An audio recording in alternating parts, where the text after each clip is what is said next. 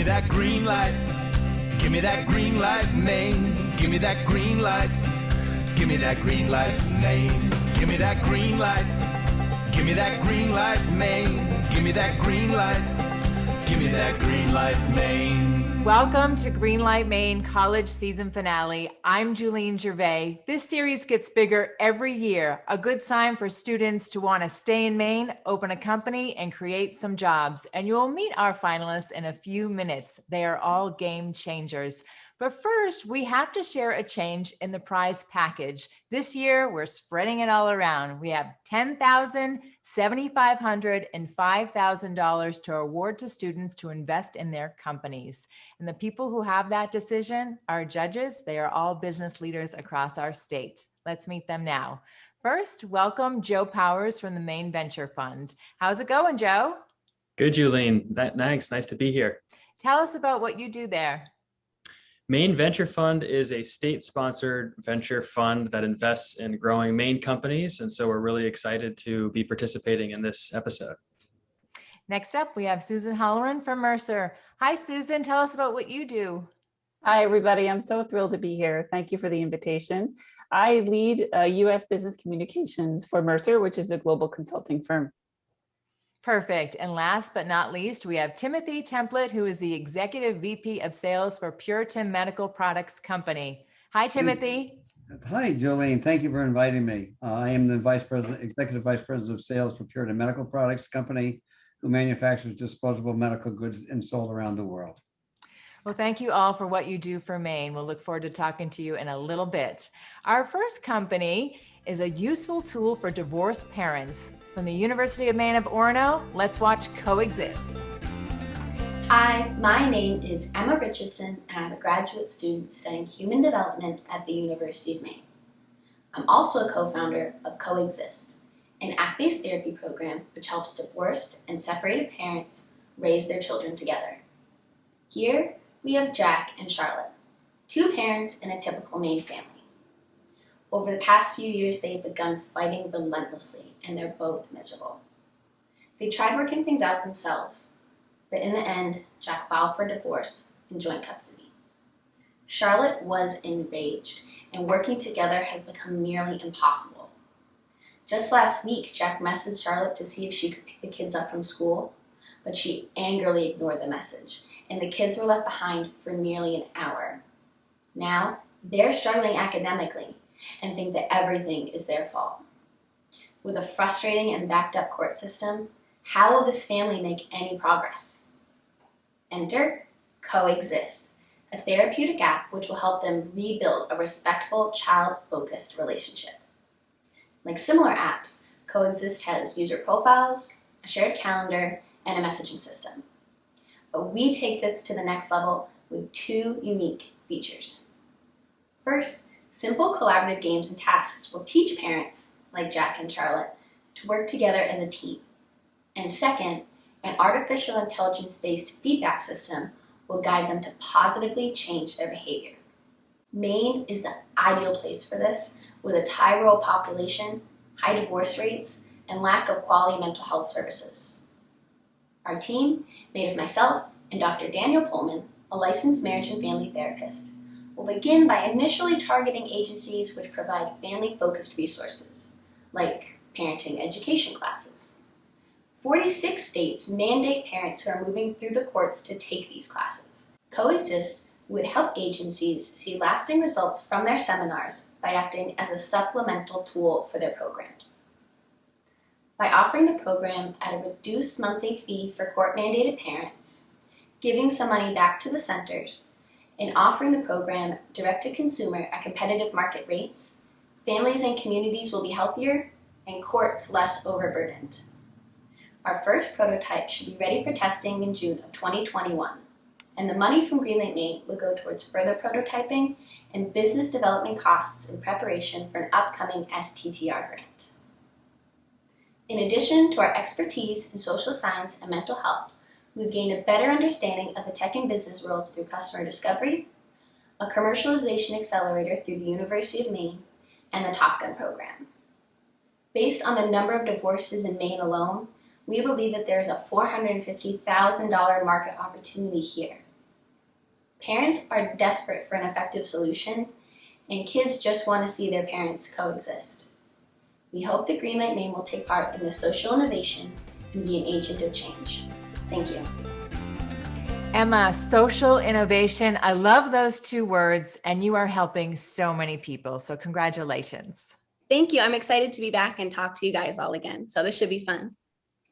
All right, Joe, kick us off with the questions. All right, great pitch, Emma. You mentioned that you are going to be testing in June, doing some user testing. So I'm curious if you can tell us a little bit more about what that entails and what you're looking to verify with your assumptions. 100%. Yeah. So right now, Joe, we're working on finishing up our prototype. So talking with our developer in San Francisco, that should be finished in the next couple weeks or so. So right about in mid-June. And we're working on figuring out how we want to approach user testing, since it will be virtual. Like ideally we would be, at Maine, we would be sitting down with parents and really working with them. So that's kind of a work in progress, but I actually have a meeting set up next week with someone from Portland who has been through the product testing process. And I'm really excited to get some advice from him. But really, I think we're most interested in testing the game feature. So right now we have a simple tile game put in there to help build some teamwork. And I think that's generally the biggest thing that we're looking forward to learning more about. So. Hi, Emma. I'm so excited to learn more about Coexist, and thanks for that great pitch. I wondered if you've considered marketing your product to employers, because I imagine that employees who are going through divorce or a difficult time in relationships may suffer from time lost from work.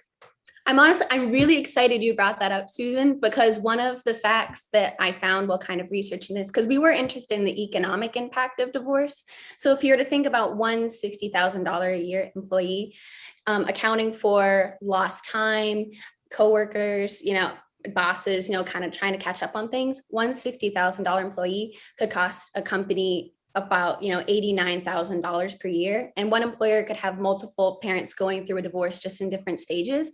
So that hasn't been something we've considered, but in terms of the economic impact, it's huge. And I think that would definitely be something we'd be interested in looking into in the future. So.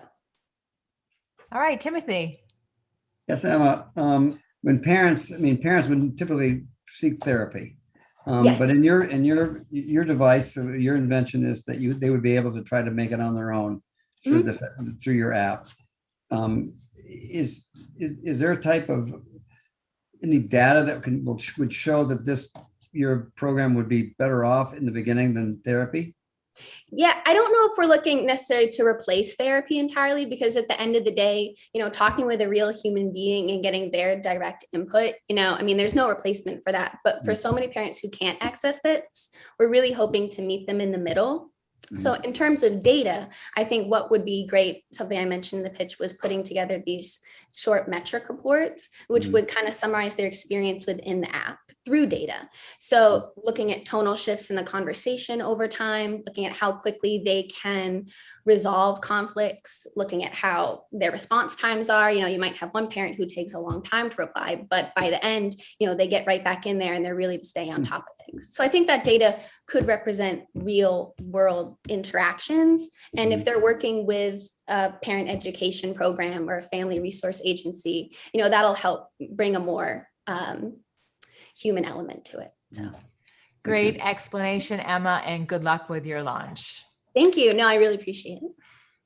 Snowmobiling is a $600 million business contributing to Maine's #1 industry, tourism. From Thomas College, let's watch Sled Tracks. Who here's tried to plan an outdoor trip and struggled to find information? Well, that's the problem Sled Tracks looks to address for the snowmobile industry. We are a statewide interactive snowmobile map that includes all trails, restaurants, lodging, and gas stations. As a longtime rider myself, I've always found it hard to find updated trail information. This is because the vast majority of the maps are on paper and the trails change each year, making maps hard to find and trips taking a while to plan. I can still remember taking a full afternoon to sit down and plan, even for a day trip. We feel this solution will help clubs build better relationships with the landowners, as many depend on good relationships to preserve those trails, since 90% of Maine's land is owned by private landowners. This element is one of the ones that puts us ahead of our competition. Polaris and others don't cater to the local communities. Sled Tracks market is focused on the 85,000 riders who register snowmobiles within the state of Maine. 30% of those riders come from out of state, and this is because Maine is a real hotspot for riders all across New England. We're primarily focusing on family and group riders since they typically plan weekend trips each weekend, exploring the local communities, restaurants, and lodging. Snowmobiling is a vital part to Maine's economy, generating over $600 million in 2019. And Sled Tracks has made great progress within its first year. We brought on 8,000 viewers during the winter months, averaging 2 minutes per view, which is a high average. The 10 articles that were written about Sled Tracks this winter helped us reach those numbers within a short window. We've partnered with 20 clubs, encouraging riders to buy memberships, volunteer, or just check in locally. Sled Tracks is generating income through advertising, averaging 7 sales per month at $75. We did that over a 6-month window, which will help us as we progress to a mobile app, allowing riders to interact with the trail on the go next year. We believe this will lead to more revenue next winter, increasing the price due to improved product, and the more in-depth data we have to share to businesses, charging closer to $500 per advertising, hoping to double our sales due to the foundation of our sales cycle. The increased focus on our product has stemmed from hoping to partner with the Maine Snowmobile Association and Maine Agriculture, Conservative and Forestry Department, which will help us connect to even more communities. The increased revenue allows us to expand into neighboring states like New Hampshire and Vermont. Sled Tracks is wanting to take the snowmobile industry into a new direction, one that supports the local communities, but also the economy. This is Sled Tracks. If you guys have any questions, don't hesitate to reach out. My email is jakeborn@sledtracks.com. I want to say thanks for having me on. Jake, you are on the right track, no pun intended. This is a much needed mechanism for snowmobilers, both inside of Maine and out. So congratulations. I agree, and I really appreciate that. Thank you. Okay, Susan, start us off. Hi, Jake. Great job on the pitch. So much relevance for your product. You spoke in your pitch about audience segmentation or about your audience, and I wonder if you could speak to how you've segmented that audience. What are the snowmobiling needs for women, for families, for if people want to bring pets with them when they're snowmobiling? Can you speak to that audience segmentation, please? Absolutely, yeah. I think the most important aspect is the safety feature in it. Not knowing where to go or not feeling like you don't know where to go is definitely a huge safety concern. So, catering to those families for a safety feature, I think will be big for them and feeling secure when they're out on the trail, especially with their kids or any kind of pets of, some sort like that. So that's been really our focus, is making sure that we partner with certain groups to provide the most accurate information out there. Timothy. Hi, Jake. My question is whether or not you've investigated adopting emergency services into your app, such as ambulance services, the game warden services, and as well as a GPS device in case someone did not have service in that area that could signal to for help. Your question is spot on. We've definitely looked into that a little bit. We've thought about adding rescue zones, so kind of points throughout the different trails to kind of signify when a rider is in distress, that they can notify somebody or the game wardens that they're in rescue zone 4, for example, and kind of be able to pinpoint where they're at. But then also including GPS features or having some kind of ability to use GPSs with our trail system would definitely be beneficial, because it's definitely a main concern for us. We know that self-service can be a problem, when out on the trail. So I think your question is, spot on. Okay, Joe. Jake, nice job. I really like the gear, by the way. Hopefully you're selling the hat and t-shirt on your website. Yes, we are. Good. So, this is such a great concept, and I'm thinking about all of the different relevant restaurants and lodging and gas stations. So how do you pull all of these data points in? And are you doing that? Is there some way to automate that, or are you doing that manually at the moment? We're doing it manually at the moment. We're definitely working to automate that system as best we can, just because the gravity of the amount of restaurants and gas stations and lodging that are out there would definitely clean that up. And if we're looking to expand it to neighboring states as well, that would definitely be something that we look to do. But currently we're doing everything manually. and reaching out, with a personal touch. But yeah, definitely looking to do something more automated in the near future. Awesome. Great pitch, great answers. We wish you all the best, and we can't wait to see how your business grows. Thank you. And this has been an awesome experience being on the show. So I just appreciate you guys having me on. All right. We got to take a quick break, but we're going to be right back with our last pitch. So don't go away. It's the spirit of New Englanders that inspires all of us to do more. It's in our employees, our customers, and our communities. Every day we do more because at Bangor Savings Bank, we truly believe you matter more. Whether you're cutting edge or looking at a traditional industry in a whole new way, if you want to innovate and if you want to grow, if you're an organization here in Maine, we want to support you. We're the Maine Technology Institute. Eaton Peabody, a Maine-based law firm serving generations of Maine businesses and families from offices in Augusta, Bangor, Brunswick, Ellsworth, and Portland. Welcome back to the Greenlight Maine college season finale. Did someone turn up the heat? Because this next pitch is on fire. Here's another Thomas College student with Tree Free Fire. Hey everybody, my name is Dylan Veyu, and today I'd like to talk to you about Tree Free Fire, our portable and self-contained campfire that's perfect for backyard s'mores, patio date nights, and trips to the beach. But before we get into that, I'd like to give some background. About 2 years ago, I started making and selling hemp fire starters under the name Tree Free Heat. They were perfect for making great campfires, and they were made out of recycled materials. People seemed to really like them, and in a short amount of time, we were able to gain 24 wholesale partners across the state of Maine and beyond. However, there seemed to be a problem. The margins of our fire starters simply weren't enough to sustain our business and our more ambitious goals down the road. So, my team and I started to understand what really is a campfire and what is the experience that you have with a campfire. What is the real appeal? What we came to is a campfire is not normally made for survival, but instead to enjoy the time of your friends and family outside. To be laughing and to be telling stories, and most importantly, to have great memories together. We really wanted to embody all of those elements of a campfire and make it accessible for anyone, anywhere. So after about a month of constant experimenting and prototyping, we were able to make a s'more-safe fire in a tin. Tree Free Fire launched in the last week of March, and by the first week of May, we were able to break $8,000 in sales. Each unit is really small, allowing it for it to be burned practically anywhere outdoors and allowing it to be mobile. Each tin is 4 by 3 inches and can burn for up to 4 to 5 hours. So we understand that most people really enjoy having a fire. And you may be wondering to yourself, who are you targeting? We really wanted to hone in on our target audience, and we decided to go with 2 candidates that we thought was best. One being families with young children who want to be able to have a backyard fire but may not have a fire pit or don't want to deal with stalking wood or tending to a fire.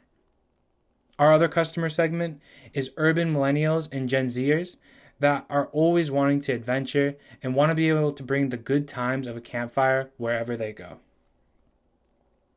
Currently, our biggest barrier is our production capacity. We're able to produce about 400 units a week, and this is holding us back from being able to deal with larger wholesale partners.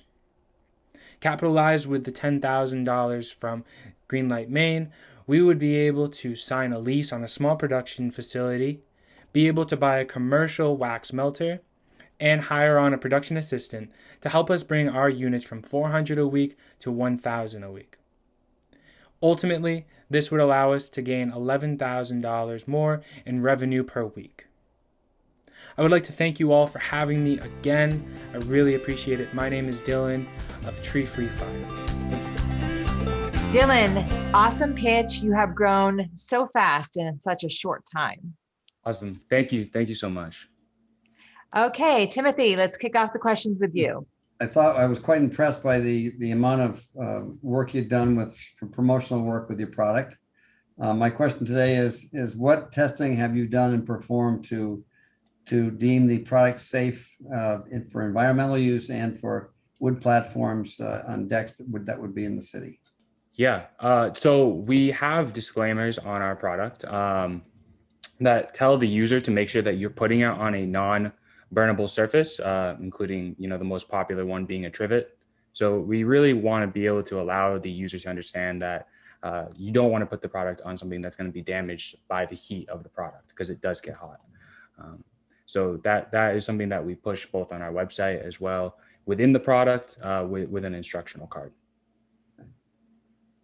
Okay, Joe. Dylan, great job. I really appreciated your candor in talking about your pivot and why you had some trouble with some margins early on, what you learned, and then how you turned that into this new direction. So can you just talk a little bit more about how you're incorporating those learnings around cost structure and pricing that you're doing different this time? Yeah. One of the biggest things that I've really been able to grasp and understand now is the cost of my own time and making sure that I'm as efficient as possible when I'm trying to make a product and bring it to market. So of course, naturally, a product that has better margins is going to allow me to not only feel better about the amount of time that I'm putting towards something, but motivate me to be able to go further and further with that same product. Susan. Great. Thanks very much, Dylan. Great job. I'm wondering, what are your projections on number of employees? And I'd also like to learn about your supply chain. What of your supply chain is actually produced in Maine? Yeah, so we started actually selling the product about 9 weeks ago. So as far as the supply chain, we haven't been able to incorporate any producers of our materials within Maine yet, just because we're not at a place of economies of scale in which we can make that feasible. But we really love Maine and we love working with Maine. The first step that we took to work with people within Maine was working with groups that will help us with marketing. It's been really awesome to be able to actually visit those folks too, and kind of allow them to coach us through marketing direct to the consumers by using Facebook and Amazon. And then as far as employees, we would love to be able to get me off of the production line at some point, but my team is really lean. So we want to make sure that we're actually at a position where we have enough leverage to bring somebody on without it being too large of a risk. Outstanding. Well, you are doing an amazing job. Way to go, Thomas College, in this series. So thank you so much, Dylan. Awesome. Thank you, everybody. All right, we got to take a quick break. When we come back, our judges are going to deliberate, so don't go anywhere. Running a small business here in Maine is personal. At Kennebec Savings Bank, you'll work with local people who are just as invested in your success as you are. Every one of us. Experience the difference at Kennebec Savings Bank today. ARB's advisors are providing savvy solutions to Greenlight Maine startups, closely held businesses, and organizations that operate internationally. And we're doing it the way you'd want Mainers to, guided by our local, sensible values. It's the spirit of New Englanders that inspires all of us to do more. It's in our employees, our customers, and our communities. Every day we do more because at Bangor Savings Bank, we truly believe you matter more. Welcome back to the Greenlight Maine College season finale. We are in the home stretch and we are going to hear from our judges. We're going to kick it off with Joe Powers and let's talk about Emma from Coexist only because she pitched first. Go ahead, Joe. Yeah, well, I think Emma's really onto something. This is obviously a really important problem she's working on.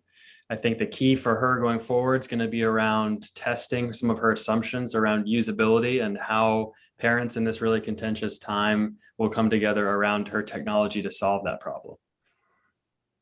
Susan. I agree, Joe. It's a great product, but it's a really tough nut to crack because it is such a highly emotional time. And I think also giving some consideration of children's use of the application as well may be helpful, but she's on the right track. Absolutely. Timothy. I agree both with Joe and Susan. I think she is on the right track. I do believe that she will have difficulty, I think, trying to understand the competitors and the costing but it is an incredible important adventure that she's on. Yeah, she has a lot of passion, and no matter what, she's going to do really well. Okay, Sled Tracks, Joe. Well, again, I think, Jake's working on something that's a really, really interesting challenge, and also serving a market that I think is really going to love his tool. And I love to see the rural focus in Maine, and something that is such an important pastime for Mainers, especially in those cold winter seasons. And I'm looking really for Jake to focus on his building the back end technology so that this is usable and easy for the folks who are sledding up in those regions. Susan. I'm not a snowmobiler, but I am so excited for this application. I see so much relevance for this, and I really like Jake's approach in trying to involve the club owners as well and be respectful of landowner rights. I think he's definitely on the right path. Timothy. I think Jake has a great product, and I believe that the safety of it and what will allow people to be comfortable with when they're in the Maine woods is a real plus for Jake. And Tree Free Fire.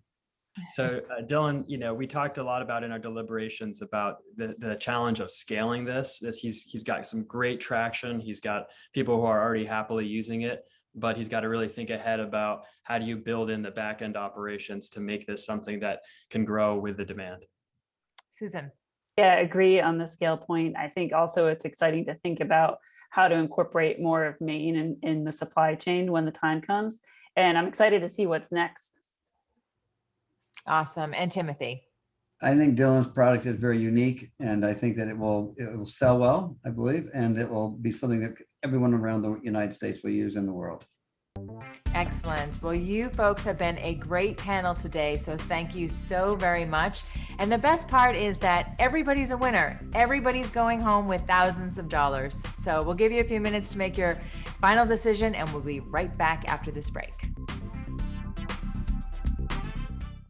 For over 25 years, Kennebec Savings Bank has hired 10% of its workforce through our college internship program.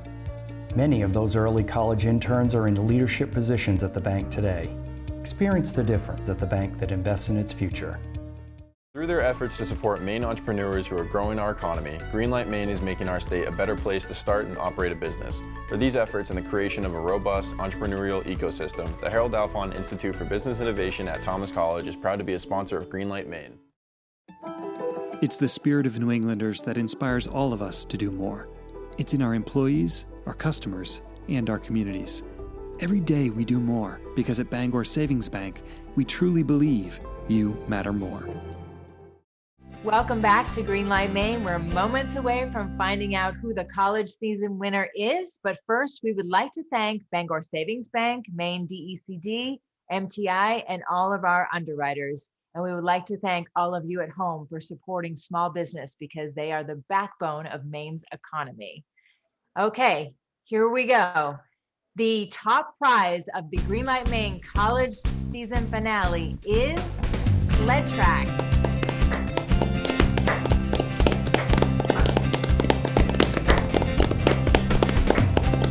Jake, how does it feel? Awesome. This will help us out a ton, and I'm glad that there's been big energy behind our product. I'm a little, out of words right now, but this is definitely a great thing for us. I really appreciate that. That's going to do it for us. We'll be back next week when we give away thousands of dollars more in our Greenlight Maine All-Star Series. Competing will be Bixby & Company, Blue Shift Aerospace, and Stark Systems. We'll see you then. Have a great week.